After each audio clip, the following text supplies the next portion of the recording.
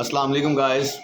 जैसा कि आप जानते हैं मौज़म बलोच मेरा ऑफिशियल चैनल से मैं आपसे मुखातिब हूँ और काफ़ी देर बाद कोई वीडियो आप देख रहे हैं और ये एक बड़ी अच्छी एक मेरे साथ बात है मेरे अंदर जो मैं आपको बताना चाह रहा हूँ, लेकिन वो आपको मैं आहिस्ता आहिस्ता बताऊँगा।